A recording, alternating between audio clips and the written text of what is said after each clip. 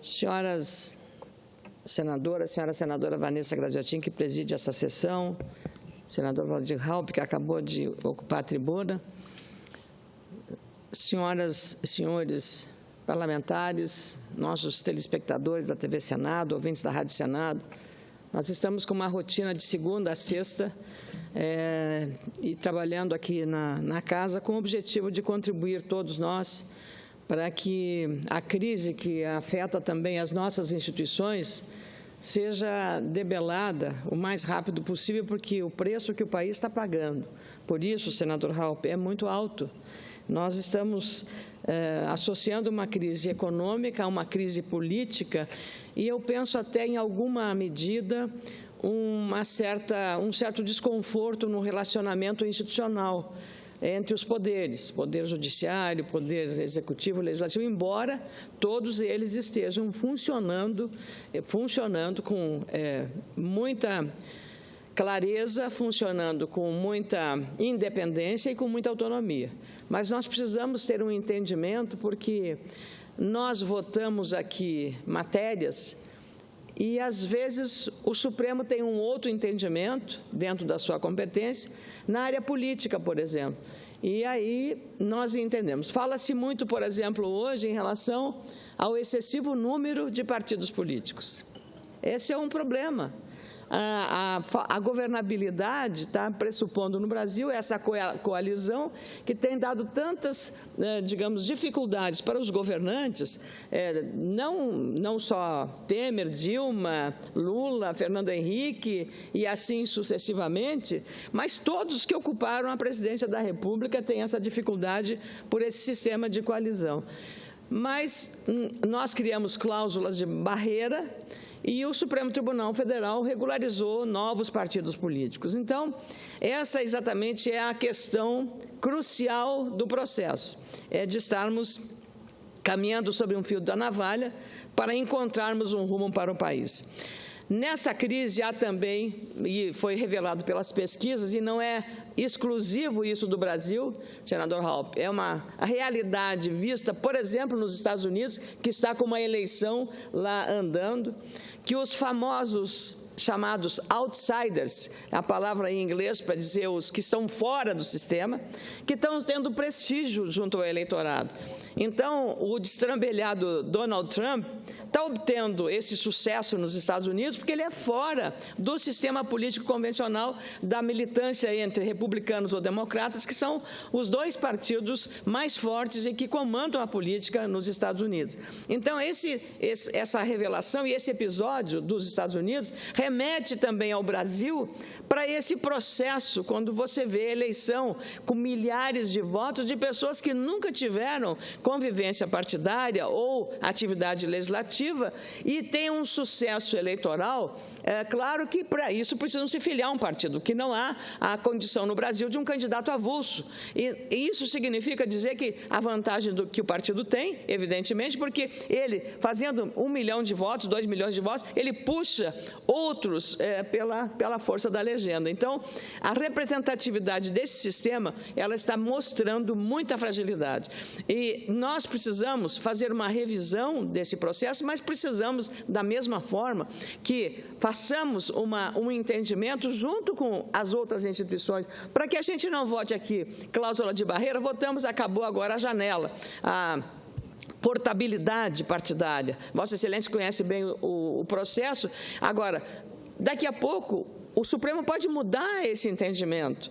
E como nós ficamos? E como é que fica o sistema político? Então, por isso é preciso um entendimento com o Poder Judiciário sobre essa forma de ver, entender e fazer produzir o sistema político brasileiro. Caso contrário, nós vamos continuar isso, porque esse sistema hoje desagrada os adversários do governo e os aliados do governo. Então, a gente vê nas próprias manifestações de rua essa insatisfação pelo que não concordam com o atual sistema político brasileiro. Por isso chegamos a essa crise, a própria crise do afastamento da presidente Dilma Rousseff.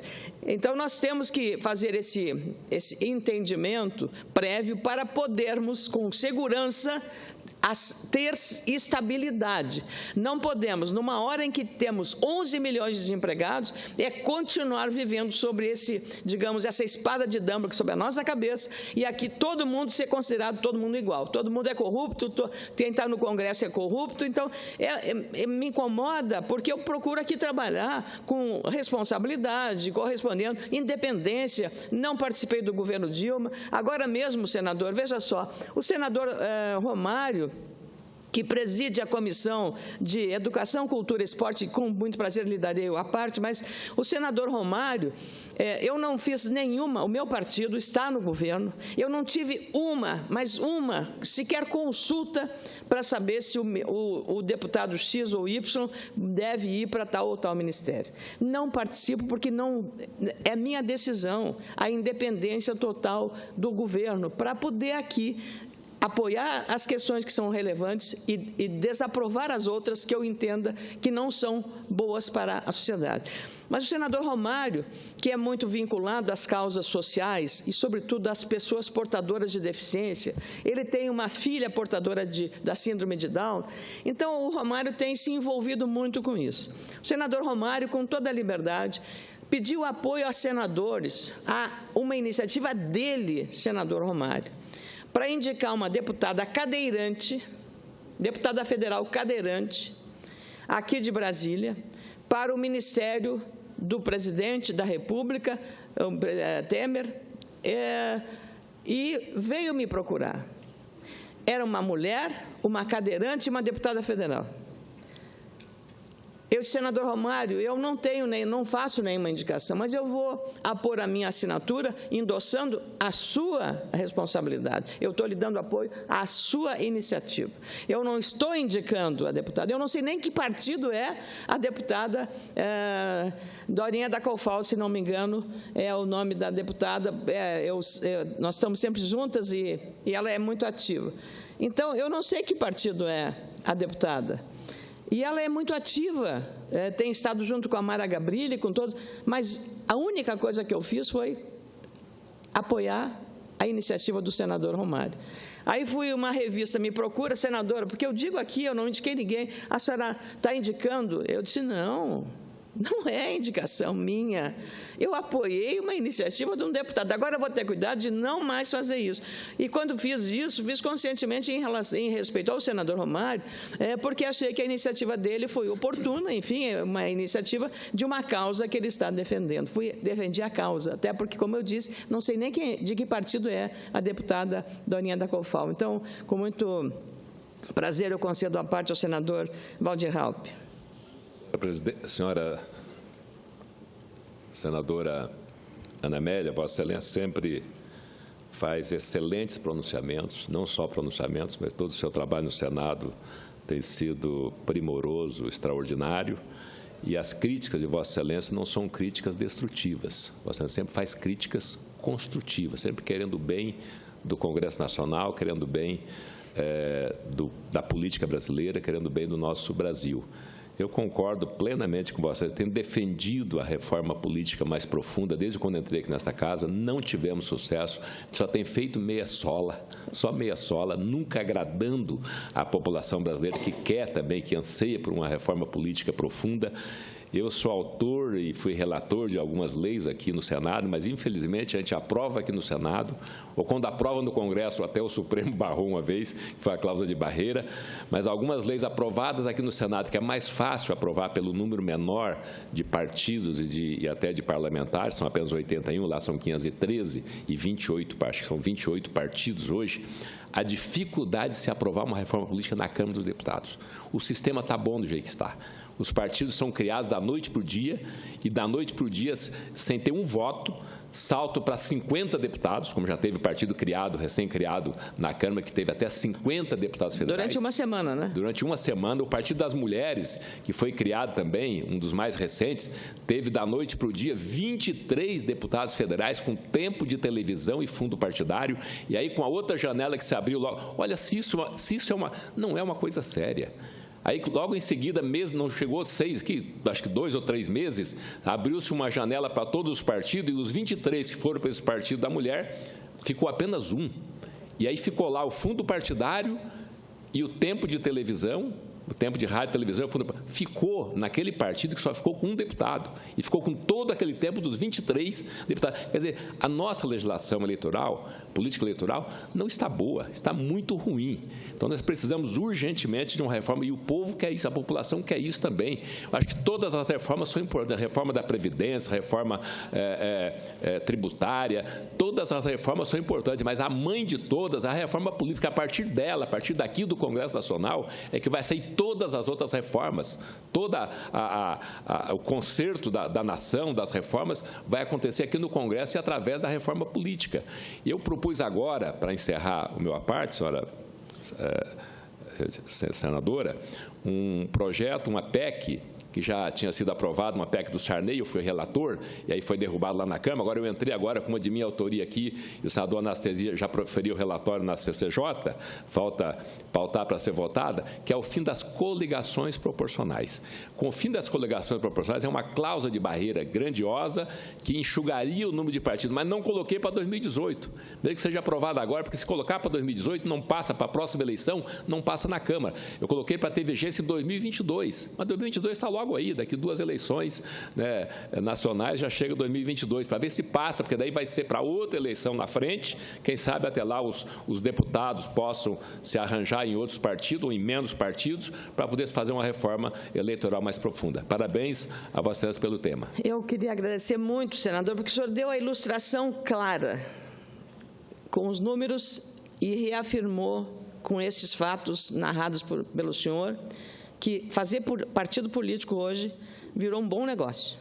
Porque tem um fundo partidário. Então, um partido que dura uma semana, ou um mês, ou abre uma janela e aí muda tudo, fica um para ser beneficiado do horário de televisão e do fundo partidário. Então, isso, senador, contamina partidos sérios. Partidos que têm... Partido, eu digo, é como família, senador. As pessoas ficam, mas tem corrupto. Eu pergunto, qual é a família que não tem uma ovelha negra?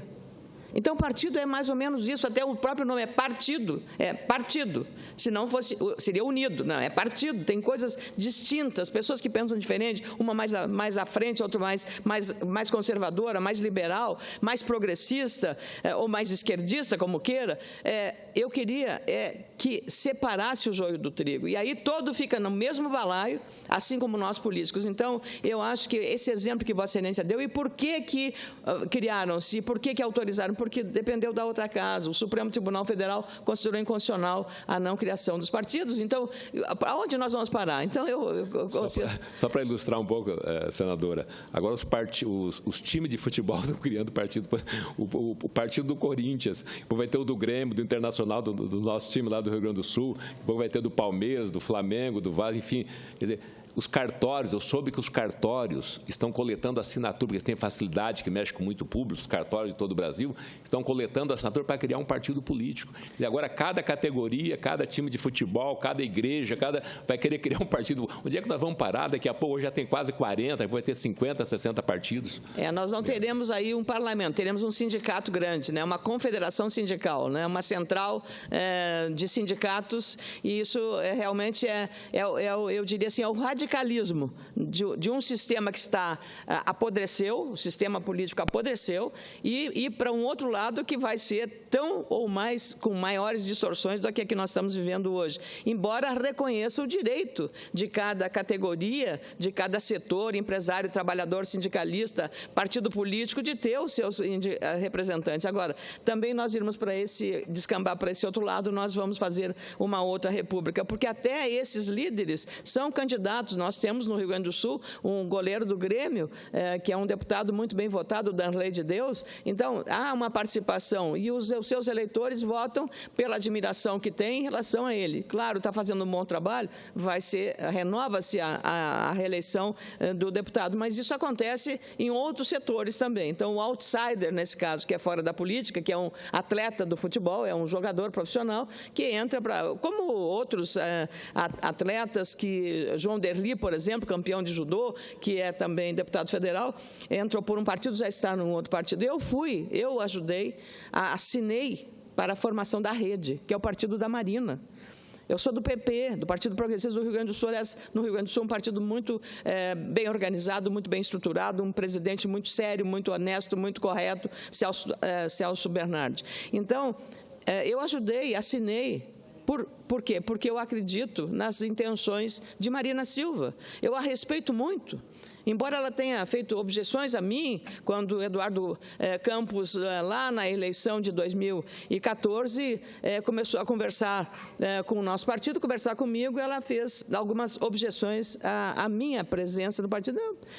Quem não tem interesse, independente disso, nunca deixei de admirar a senadora, ex-senadora, agora presidente da rede, Marina Silva, porque entendia das boas intenções dela em relação a esse processo político. Mas eu quero terminar meu pronunciamento, vim aqui também para reafirmar a minha crença de que nós, aqui no Congresso, estamos trabalhando com muita responsabilidade. Nessa semana tivemos uma dura, e aqui está a senadora Gleice Hoffmann, a senadora Vanessa Graziotin, um duro embate, mas um embate que faz parte e compõe o cenário político. Para o meu gosto, eu gostaria que fosse muito mais equilibrado, muito mais respeitoso o processo. E nesse embate entre a oitiva chamada, vamos falar na audiência das testemunhas, 2 representantes do Tribunal de Contas da União e 2 representantes do Tesouro, sobre a questão da apuração do crime de responsabilidade que fundamenta a denúncia contra a presidente afastada Dilma Rousseff. Eu queria trazer aqui a informação que hoje está publicada, que o Tribunal de Contas da União listou 17 indícios de irregularidades nas contas de 2015 da presidente Dilma Rousseff, inclusive com um novo registro de operação de crédito vedada pela Lei de Responsabilidade Fiscal. Os 17 pontos integram o relatório da área técnica encaminhada ao gabinete do ministro José Múcio Monteiro, relator, neste ano, das contas presidenciais. Caberá ao ministro decidir se submeterá todas as irregularidades ao plenário em sessão na próxima quarta-feira. O ministro proporá 30 dias para Dilma se explicar. Para a área técnica do Tribunal de Contas da União, o conjunto de problemas aponta na direção de um parecer pela rejeição das contas de 2015, o que repetiria o ocorrido com as contas de 2014. Significa aí a repetição continuada da questão do crime de responsabilidade. A concessão de 30 dias também foi adotada no ano passado. Naquela ocasião, os técnicos listaram 13 indícios de irregularidades, entre os quais as chamadas pedaladas fiscais e a edição de decretos de créditos suplementares sem aval do Congresso Nacional. Depois do prazo, a ex-presidente afastada Dilma Rousseff ganhou mais 15 dias para dar explicações. O plenário da Corte de Contas aprovou parecer pela rejeição das contas de 2014 em outubro do ano passado, o que turbinou o pedido de impeachment da presidente. A suposta repetição das tais pedaladas decretos em 2015 embasou, como se sabe, o processo da denúncia do impeachment do afastamento da presidente. A palavra final sobre a rejeição das contas será aqui do Congresso Nacional, com as pedaladas, claro, com o Plano Safra do Banco do Brasil, com auxílio em juros de financiamento do BNDES, integram o relatório sobre as contas de 2015. A primeira pedalada envolveu um montante de 5,8 bilhões de reais. A segunda, 8 bilhões, conforme o relatório do TCU. Eu queria, a propósito desse tema, porque li com atenção, um editorial publicado hoje pelo jornal Folha de São Paulo. E eu gostaria, senadora Vanessa Graziotin, não vou ler todo esse editorial, queria apenas que ele constasse nos anais do Senado Federal. Esse editorial, cujo título é As Pedaladas em Detalhes. A Comissão Especial do Impeachment no Senado iniciou esta semana, estou lendo o editorial do Estado de São Paulo, iniciou esta semana a etapa da oitiva de testemunhas. E bastou a primeira sessão dessa nova fase, segundo testemunhas da acusação, responderem a questões dos senadores sobre os crimes de responsabilidade imputados à presidente Dilma Rousseff para jogar por terra qualquer tentativa de insinuar a existência de um golpe no país. Conforme amplamente explicado pelas testemunhas, a presidente Dilma Rousseff infringiu conscientemente a Lei de Responsabilidade Fiscal, o que configura crime, motivo mais que suficiente para justificar o seu impeachment. Júlio Marcelo de Oliveira, procurador do Ministério Público junto ao Tribunal de Contas da União, e Antônio Carlos Dávila Carvalho, auditor do TCU, afirmaram que a presidente sabia que, com as pedaladas fiscais e a edição de decretos de créditos suplementares assinados sem autorização do Congresso Nacional, ela violava a Lei de Responsabilidade Fiscal e a Lei Orçamentária. Conforme explicou Dávila, a edição de um decreto em discordância com a lei orçamentária é infração gravíssima. Abre aspas para o texto e para a declaração. Se você estava em situação de déficit, o que seria compatível naquele momento era um encaminhamento de um projeto de lei ao Poder Legislativo para que ele pudesse participar também da decisão sobre aquela despesa, fecha aspas, afirmou o auditor do TCU. Em resposta ao senador Lindbergh Farias, do PT do Rio de Janeiro, que tentava insinuar que teria havido mudança de jurisprudência por parte do TCU, o procurador Júlio Marcelo esclareceu que o tribunal nunca endossou a edição de decretos de suplementação de créditos em descompasso com a meta fiscal. Novamente, aspas, abre o editorial. Não há decisão anterior do TCU que considerasse decretos de abertura de suplementação de créditos sem observância da meta fiscal. E, portanto, não há que falar em nova jurisprudência para retroagir e convalidar irregularidades passadas. O que havia antes e continua existindo é a Constituição, a Lei de Responsabilidade Fiscal e as leis orçamentárias de cada ano, que devem ser observadas independentemente de uma manifestação do TCU sobre o tema, fecha aspas, a declaração do procurador Júlio Marcelo. Na sessão também se pôde esclarecer o equívoco, tantas vezes repetido pela defesa da presidente Dilma Rousseff, de que as pedaladas fiscais eram corriqueiras em outros governos. Dávila afirmou que as operações de crédito realizadas junto ao Banco do Brasil no governo Dilma, que contrariaram a Lei de Responsabilidade Fiscal, foram inéditas na gestão fiscal do país. Para Júlio Marcelo, há relação direta entre a crise econômica que o país vive e as pedaladas fiscais.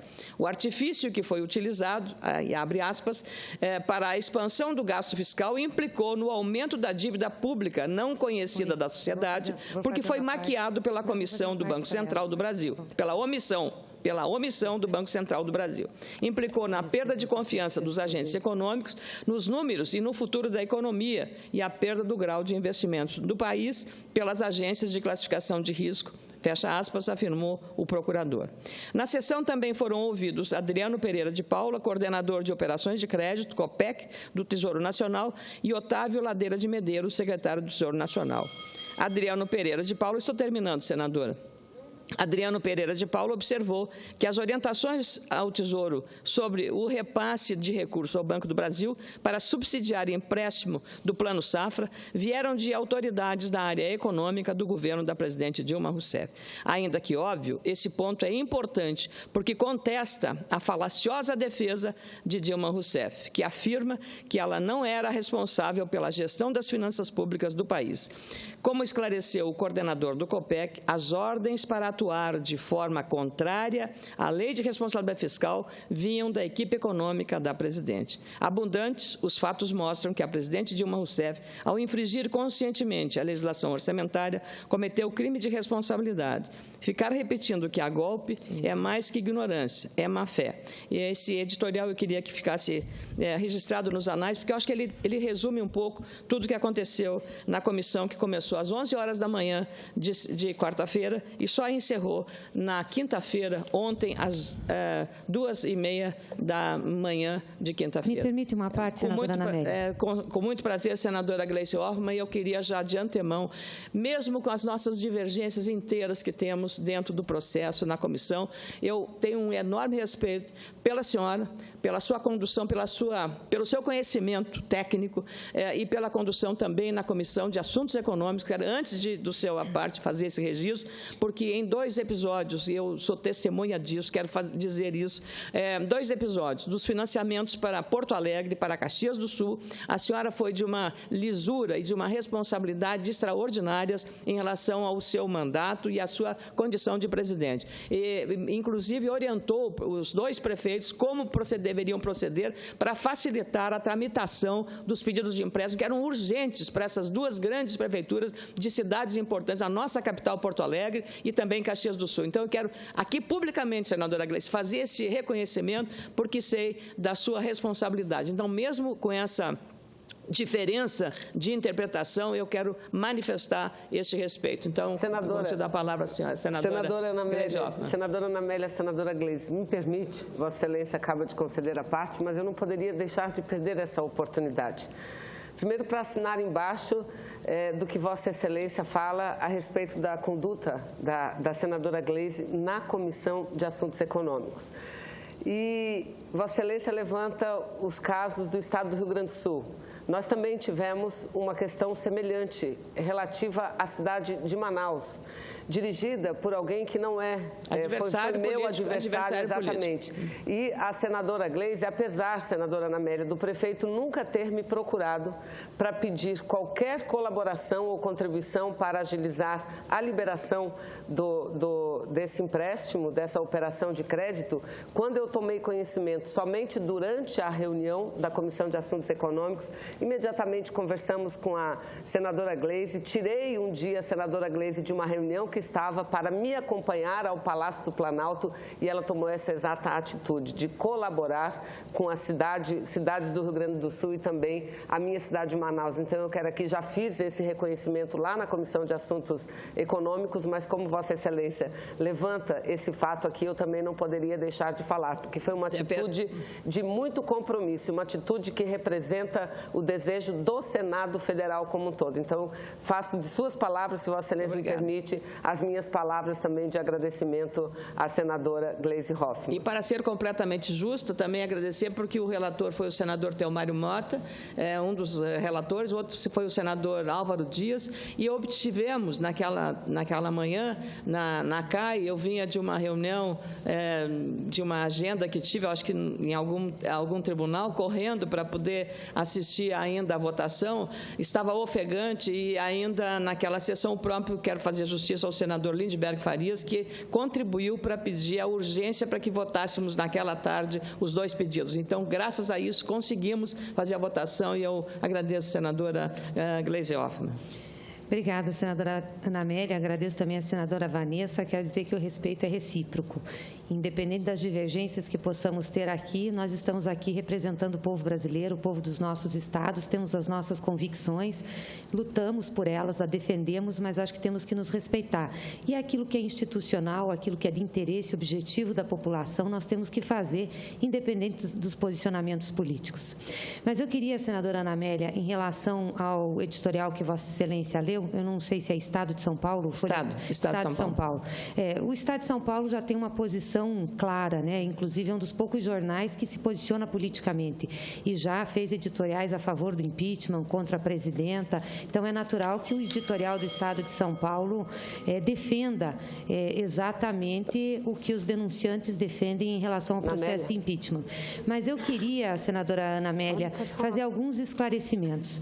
Primeiro, não é verdade que o Tribunal de Contas da União tinha um posicionamento igual em todos os momentos sobre a questão de decretos suplementares, porque em 2009 nós tivemos uma situação idêntica a essa situação que nós tivemos em 2015. 2009, um ano da crise, Vossa Excelência lembra-se disso, tivemos que tomar várias medidas, o PIB caiu a receita, e eu lembro que o presidente Lula mandou ao Congresso Nacional um projeto de lei mudando a meta do resultado primário. Era uma meta superavitária, ele mudou para uma meta deficitária. E mandou esse projeto nos meados do ano, acho que foi em junho ou julho. E antes do Congresso Nacional aprovar a mudança da meta, ele editou decretos de créditos suplementares para corrigir dotações do orçamento, inclusive com a mesma justificativa, ou por excesso de arrecadação ou por superávit de exercícios anteriores. E o excesso de arrecadação eram exatamente de áreas que aquela arrecadação não podia ser usada para outra coisa senão para aquela área. Um exemplo aqui, taxa de vestibular, que é cobrada pelas universidades federais e que tem que ser usada só para a realização do concurso. Então, o presidente Lula fez isso. Na votação no Congresso Nacional, depois na meta, nos discursos que tiveram, mas também no parecer do relator, ficou claro, inclusive citando que o Executivo já tinha feito, com o envio do projeto alterando a meta, já tinha feito decretos de créditos suplementares para adequar o orçamento. Me parece que essa decisão do Congresso Nacional, com esse parecer, é superior a qualquer interpretação do Tribunal de Contas da União. Até porque o Tribunal de Contas da União é um órgão auxiliar desse poder do Congresso Nacional. Portanto, não pode o senhor Júlio Marcelo, que faz alegações peremptórias, dizendo que desconhecer esse fato. Nós questionamos ele sobre isso, ele não respondeu. Nós questionamos ele sobre como é a execução orçamentária, a diferença entre decreto de suplementação orçamentária e decreto de contingenciamento, o que libera o empenho para efetivamente a despesa se realizar. Ele também não respondeu. Então, eu queria deixar claro aqui que o Tribunal de Contas, sim, nunca teve uma posição igual a que teve em 2015. Sempre aceitou a posição do Congresso Nacional e, volto a dizer, o Congresso Nacional deliberou em 2009 um modus operandi sobre decretos suplementares em relação à mudança de meta, que eu acho que é importante isso ficar muito claro. A outra coisa em relação às pedaladas. Eu perguntei ao doutor Júlio Marcelo quando foram feitas as auditorias sobre as pedaladas. E eles me disseram, tanto ele como outro auditor do Tribunal de Contas me disseram, nós começamos em final de 2014, em abril de 2015 saiu um relatório do ministro Múcio e em dezembro de 2015 saiu a decisão do tribunal. Portanto, em dezembro de 2015, tudo que era devido de pedalada foi quitado. Eles disseram isso lá. A questão do Banco do Brasil, do Plano Safra, das subvenções, tem um espaço, porque não é como o Bolsa Família, que todo mundo recebe o que você paga todo o benefício num mês. A subvenção de juros você tem que repassar de acordo com os contratos são feitos com os agricultores. Então, a gente diz, tem um gap, tem um espaço para passar. Por isso que uma parte do pagamento foi feita em janeiro de 2016. Isso ficou claro. Mas eles insistem que o problema estava em 2014, para justificar 2015. Nós estamos julgando a presidenta por fatos ocorridos em 2015, não 2014. Até porque em 2014, quando ela foi alertada dos problemas, corrigiu-se. Não ficou com crime de responsabilidade, não ficou com atentado ao orçamento. Então, não dá para a gente pegar uma parte só da interpretação do Tribunal de Contas da União e achar que isso é histórico. Eu quero lamentar a posição do doutor Júlio Marcelo na comissão, lamentar, porque ela é uma posição militante, ele não está ali como um procurador junto ao Tribunal de Contas, ele está como alguém que está disposto e querendo que o impeachment saia, tem uma interpretação diferente do histórico do Tribunal de Contas, e eu queria lamentar ainda ele ter sido testemunha, porque ele veio na comissão para fazer uma exposição sobre o posicionamento dele. Nós nunca podíamos colocar como testemunha alguém que faz parte, ainda que no Ministério Público, do Tribunal de Contas da União, que é para ser um órgão isento julgador das contas da presidenta. Eu lamento isso. E a última coisa que eu lamento, senadora Ana Amélia, é que a gente foi tolhido de fazer produção de prova. Nós pedimos para fazer produção de provas, pedimos uma perícia, que não seria internacional, seria nacional. Para quê? Para mostrar exatamente o caminho desses decretos e o que já tinha acontecido. Porque o Tribunal de Contas não considerou o que nós aprovamos aqui no Congresso em 2009. O Tribunal de Contas não considerou os técnicos que deram parecer para a presidenta assinar os decretos. O Tribunal de Contas não considerou como é a operação junto ao Banco do Brasil do Plano Safra. Isso isso nós íamos pedir para uma auditoria independente. Vossas Excelências não permitiram. Eram 10 dias, não tinha chicana, não tinha atraso. A presidenta foi tolhida de fazer produção de provas em sua defesa. Eu lamento muito isso, acho ruim esse editorial do Estado de São Paulo, compreendo plenamente, acho que é melhor o jornal já logo colocar sua posição, como o Estadão coloca, mas, de fato, não encontra respaldo na realidade essas afirmações. Senadora Gleisi Hoffmann, primeiro eu queria... porque em 2009, eu não estava aqui, cheguei em 2011, e Vossa Excelência tem muito conhecimento. Entraram também nessas alterações as desonerações feitas pelo ex-presidente Lula, como a senhora usou como referência feita das mudanças introduzidas pelo relator aqui no Congresso, da proposta que ele fez para mudar a meta fiscal. As desonerações feitas naquela época sob a alegação de aquilo seria estimular setores produtivos como setor automotivo, linha branca, depois entrou os móveis também, para desonerar do IPI como forma de fazer a contenção da crise. Estavam juntos também nesse pacote? Eu não tenho lembrança disso.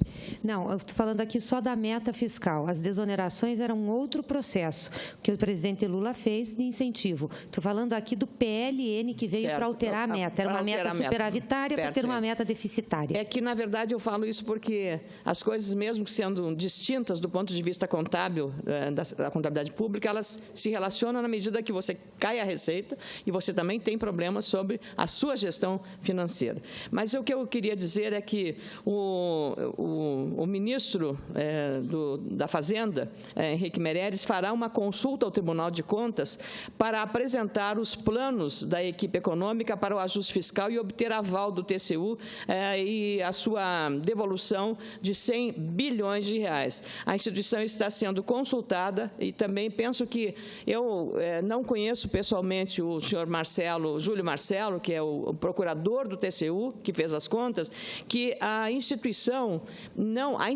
toda, porque ele é a representante da instituição, ele não é o Marcelo, ele é o TCU, ele quando fala pelo TCU. Então, é nessa condição que eu, digamos a coisa. Por isso que ele não podia ser testemunha, senadora Ana Amélia. Ele não podia ser testemunha representando uma instituição. Mas ele foi responsável pelo relatório das contas da presidente. Eu queria também agora, com a informação hoje publicada, senadora, das 17 irregularidades envolvendo, feitas pelo TCU, e as contas serão examinadas na quarta-feira, o ministro José Múcio Monteiro vai fazer a apreciação e submeter ao plenário, seguramente, dada a gravidade. Isso não pode, digamos, consubstanciar tudo aquilo que foi dito pelo procurador, doutor Júlio Marcelo, aqui na comissão, na admissibilidade e agora na comissão processante?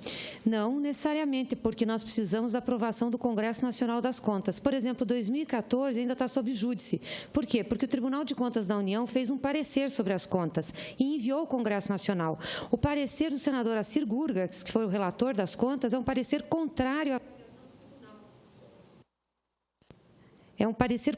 avaliação do tribunal e tecnicamente fundamentado, inclusive com assessoria da consultoria do Senado, da Câmara. A mesma coisa vai acontecer aí, porque à luz de pareceres anteriores, em que o Tribunal de Contas não pediu a rejeição, apenas fez ressalvas às contas, à luz desses outros pareceres é que está se questionando os que estão vindo agora, porque os casos são muito semelhantes. Então, está se usando 2 pesos e 2 medidas. Então, mesmo que o Tribunal de Contas na quarta-feira ou na outra semana, analise o relatório do ministro Múcio dizendo que tem 17 pontos de irregularidades, isso não serve do ponto de vista institucional para nós nos basearmos para ter uma decisão na comissão do impeachment, porque quem tem a prerrogativa, o direito constitucional de julgar as contas da Presidenta da República é o Congresso Nacional. Senadora, eu gostaria apenas também de dar uma explicação sobre a alegação da cerceamento de defesa. Eu achei até prudente que o presidente Raimundo Lira tivesse assumido a responsabilidade de rever aquilo que a própria comissão, na sua maioria, no requerimento da senadora Simone Tebet, havia sugerido reduzir para 5 dias o prazo para a defesa. Achei prudente, mesmo que o Código de Processo Penal assim estivesse previsto. Ela se baseou, a senadora Simone, ela é uma legalista, ela é uma especialista no direito, eu sou jornalista, não tenho essa especialização dela, ela tivesse fundamentado em cima do Código de Processo Penal, com muita seriedade, porque eu respeito muito. A própria senadora entendeu as razões, porque o senador Raimundo Lira conversou com ela, e eu acho que foi uma decisão prudente. Eu sou favorável, sim, que não haja qualquer dúvida a respeito da ampla defesa à presidente afastada. Votei contra a perícia, porque a perícia é dizer se aqui a assinatura está certa de um documento.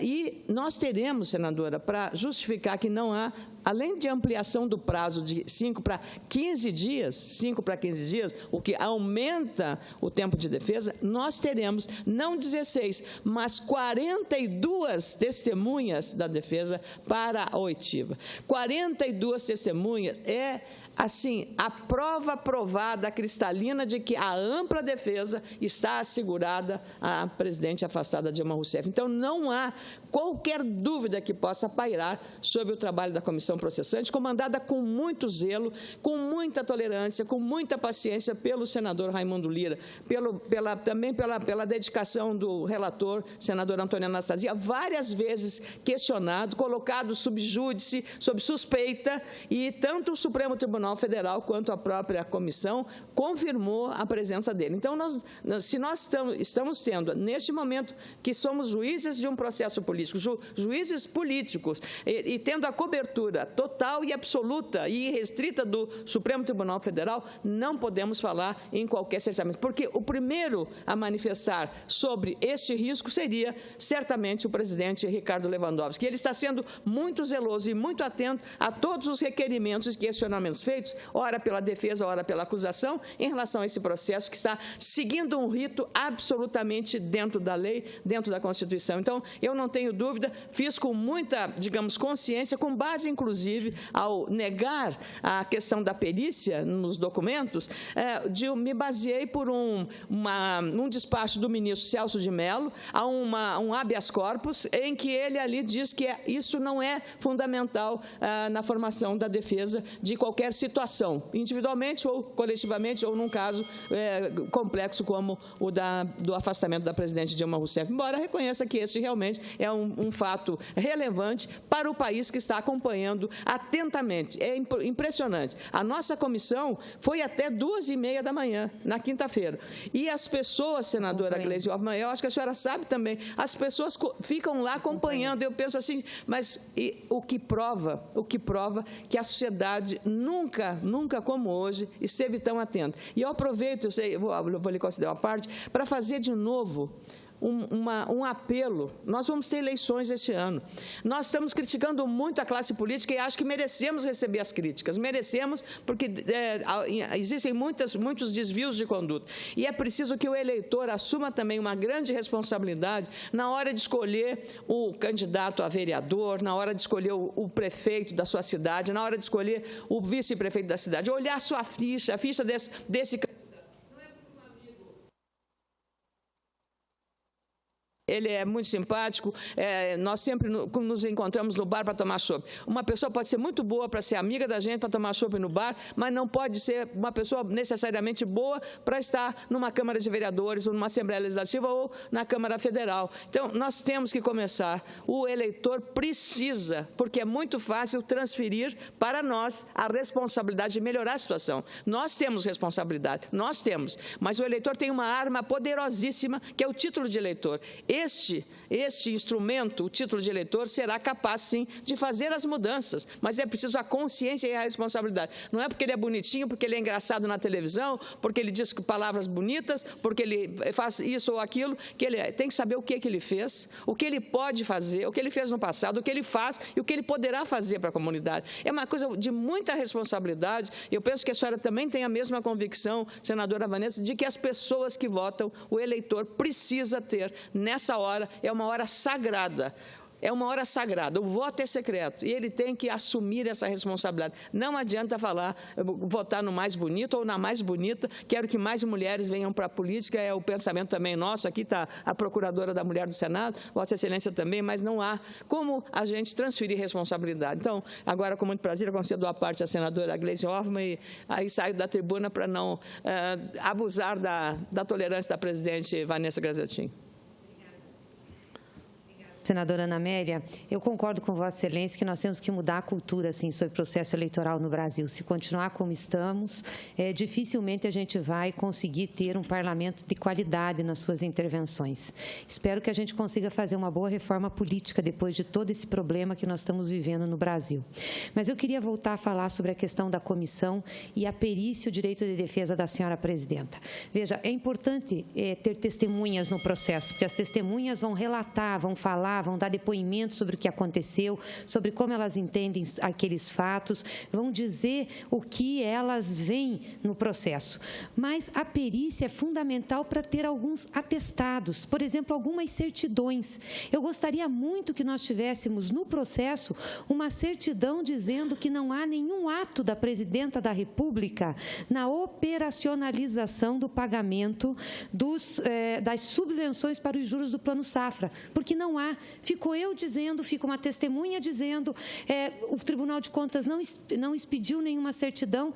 Agora, se nós tivermos em mãos uma certidão de um perito que diga não há ato nenhum da presidenta nesse processo, seria uma prova inconteste da defesa dela. Inconteste, porque ela só pode ser criminalizada por crime de responsabilidade se tiver ato, e não tem. Agora fica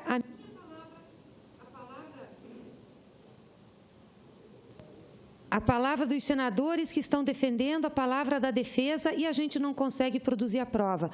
Assim como também eu gostaria de ter uma certidão que falasse sobre a deliberação do Congresso Nacional de 2009, além das atas, além do que já está nos anais da Casa, mas que falasse do parecer do relator e, principalmente, que falasse como se dá a elaboração de decretos no âmbito do Poder Executivo. Porque antes da presidenta assinar um decreto, senadora Ana Amélia, eu posso falar isso porque eu fui da Casa Civil, da Presidência da República, antes dela assinar um decreto, passam por inúmeros técnicos do Ministério da Fazenda, do Ministério do Planejamento e do Ministério FIM que está pedindo o recurso. Então, ela não tem a capacidade de sozinha deliberar sobre aquilo, ela forma um juízo de valor sobre o que ela vai assinar de acordo com os pareceres técnicos.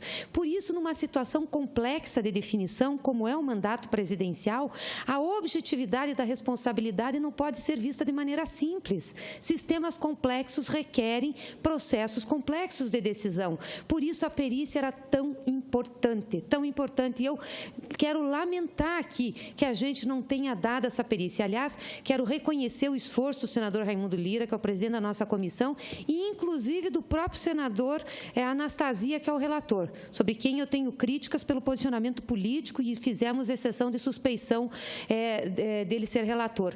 Mas ele mesmo viu que era importante fazer a perícia e ele encaminhou à comissão parecer favorável à perícia de 10 dias e a comissão não nos deu esse direito, senadora Ana Amélia, não nos deu. Nós vamos deixar de produzir provas em defesa da senhora presidenta.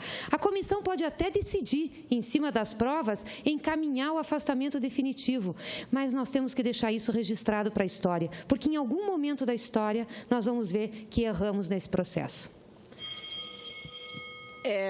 Senadora, agora a senhora fazendo essa argumentação sobre essa perícia e exigir um documento que ateste que a presidente fez ou não fez alguma coisa.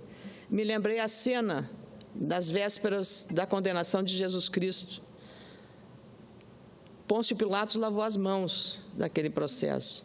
O presidente da República, eu penso, quando é eleito, ele assume uma enorme responsabilidade por uma gestão ampla e completa do país, e ele, ao escolher uma equipe que está com ele dá a essa equipe a confiança e transfere a esses seus auxiliares a responsabilidade para lhe representar. Então, é exatamente nessa medida que eu penso que não dá para entender e aceitar a posição de pontos e pilatos do presidente da República, que lava as mãos sobre as irregularidades e também as pedaladas cometidas durante o governo. Então, eu agradeço muito a senadora Vanessa pela participação e pela generosidade da aquiescência do tema. Muito obrigada. Imagina.